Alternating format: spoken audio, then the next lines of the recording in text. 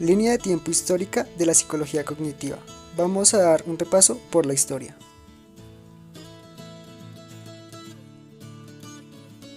Hola, mi nombre es Tatiana Cortés y mi equipo de trabajo es el siguiente: David Steven Buitrago, Estefania Alejandra Carvajal Echeverri y Joan Sebastián Rincón Torres. ¿Qué es la psicología cognitiva? La psicología cognitiva es una rama de la psicología que estudia procesos mediante los cuales los seres humanos conocemos al mundo, tanto social, biológico y físico, y así elaboramos conocimientos a partir de él. Hablaremos de su historia y los diferentes sucesos históricos de la psicología cognitiva. Conoceremos sus bases epistemológicas, obras, autores y teorías más importantes. Así que, comencemos.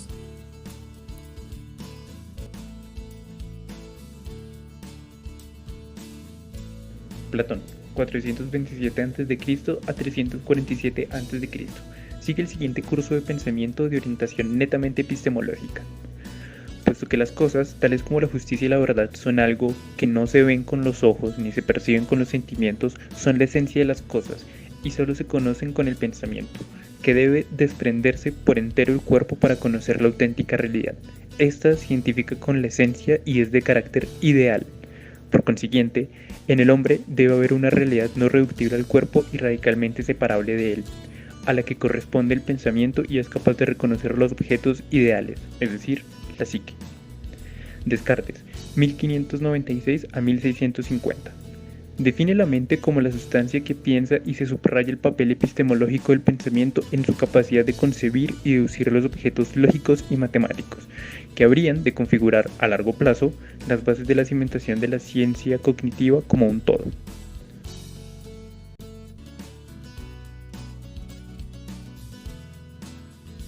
La psicología como ciencia. Obras, teorías y autores. Va comprendida desde el año 1879 hasta el año 1936. En 1879, Wundt crea el primer laboratorio de psicología experimental. Seguido a esto, en 1885, Ebbinghaus en Alemania publica un libro sobre la memoria y el olvido. En 1905 aparece Alfred Binet como el padre de los test de inteligencia de la Stanford-Binet o las escalas de Wechsler, donde se mide el coeficiente intelectual. Seguido a esto, en el año 1917, Kohler-Gestalt estudia la inteligencia con chimpancés. Allí manifestó que los chimpancés son capaces de aprender de insights. Para el año 1920, John Watson realiza el experimento del pequeño Albert. En 1923 surge la publicación del libro Base de las sensaciones de Adrian. Allí también Piaget publica el libro Lenguaje y pensamiento en el niño. Por otro lado, Waterman propone las leyes de la prendancia gestálica de la percepción. En 1931, Skinner recibe su doctorado sobre el condicionamiento operante. En 1932, Piaget publica Lenguaje y pensamiento, estudia aportes en el desarrollo infantil de los procesos cognitivos. En 1934, Vygotsky publica su obra Pensamiento y lenguaje. En 1936, Turing intuyó enseguida las posibilidades que abría su máquina abstracta para una nueva comprensión de la mente. En 1945, Paul Freire recibe una tesis doctoral sobre los movimientos rítmicos. Estudia aportes en el área de la atención, del tiempo y de la percepción. En 1950, con la aparición de los ordenadores y la informática, se crea la teoría computacional que relaciona la capacidad de procesamiento y almacenamiento de información de la mente humana. Ese mismo año, Karl Lassley reclamaba la necesidad de emplear un modelo gramatical o lingüístico con el fin de explicar conductas más simples. En 1954 se realiza la publicación del primer texto de psicolingüística por Osgood. Ese mismo año, Luria realiza investigaciones que fueron de gran importancia para la neuropsicología. Finalmente, en 1955 se funda el Centro Internacional de Epistemología Genética dirigido por Piaget.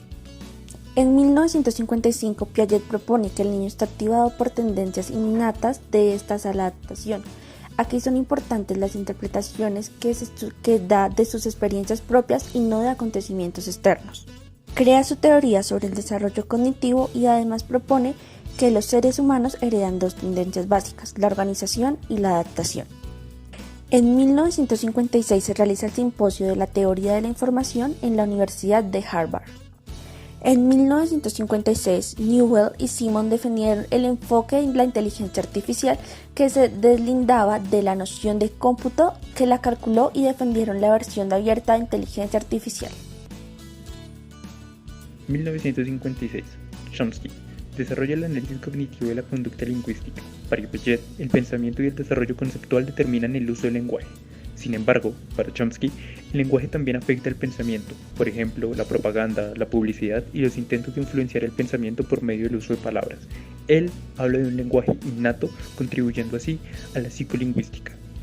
En 1958, Franz Rosenblatt contribuyó bastante a que el proyecto de desarrollar modelos abstractos del sistema nervioso capaces de cómputo se desacreditara en cuanto aparecieran las primeras dificultades. En 1960 se funda el Centro de Estudios Cognitivos en la Universidad de Harvard. En 1967 se publica el libro de Niesser, Psicología Cognitiva. En 1968 aparece David Ausubel, quien es un cognitivo interaccionista. Su propuesta básica fue la del aprendizaje significativo. Este aprendizaje se opone al memorístico, ya que para aprender el educando debe tratar de reconciliar los nuevos conocimientos con los conceptos y proposiciones que ya conoce, con el fin de salvar la distancia existente entre lo que el alumno conoce y lo que ha de conocer. Actualmente, desde el punto de vista educativo, se habla de materiales introductorios, organizadores previos. Para Ausubel, la formación de conceptos está determinada culturalmente y es producto de las experiencias idiosincráticas de una persona en la adquisición del concepto. 1969. Vygotsky da importancia a los aspectos socioculturales. Expresó el concepto de zona de desarrollo próximo o proximal. Para él es importante que la investigación psicológica se oriente a mostrar cómo se internaliza el conocimiento externo y las actitudes de los niños. El nivel real del desarrollo del niño define funciones que ya han madurado. En cambio, en la zona de desarrollo próximo está determinado por los problemas que los niños no pueden resolver solos, sino únicamente con la ayuda de alguien. Incluye funciones que todavía no han madurado, pero que se hallan en el proceso de maduración. Este concepto considera el aprendizaje como un proceso dinámico. El profesor debe ubicar esta zona y determinar cuán amplio es luego de establecer una relación dinámica con el niño. Se convierte en un apoyador o mediador entre la realidad y este. En 1970, Brunner realiza la propuesta del niño como un ser competente y autorregulador. Habla de representaciones sociales que proporcionan marcos de referencia para interpretar la cultura. En 1978 se realiza el simposio Sloan, que es el puntapié inicial para las ciencias cognitivas.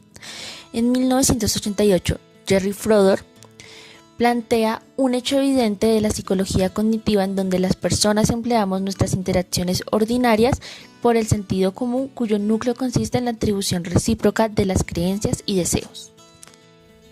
Años anteriores a Jerry Fodor, en 1985, Johnson Laird decía que la mente es para el cerebro lo que el programa es para el ordenador. De esta manera puede haber una ciencia de la mente. Por último, en el año 1990, Reuben, un rumano neoconstructivista, da su teoría de la modalidad cognitiva. Demuestra que el organismo humano está abierto a la modificación en todas las edades y estadios del desarrollo cognitivo. Aquí el educando es el constructor de su propio aprendizaje. En este mismo año, Feuerstein planteaba su teoría sobre la modificabilidad cognitiva, es decir, que el educando aprende a aprender. Crea así su programa de enriquecimiento instrumental, cuyo objetivo es potenciar y desarrollar el pensamiento relacionado con el conocimiento hacia la conducta. Trabaja con niños de lento aprendizaje. Un trabajo educativo debe ser socioculturalmente apropiado. Se debe tomar en cuenta la capacidad de los estudiantes para relacionar el programa con sus estructuras cognitivas y con el mundo en que vive. Los programas deben responder a las necesidades intelectuales como a las motivacionales. Feuerstein es el puente de unión entre Vygotsky y Piaget. De esta manera concluimos nuestra línea del tiempo. Muchas gracias por tu atención.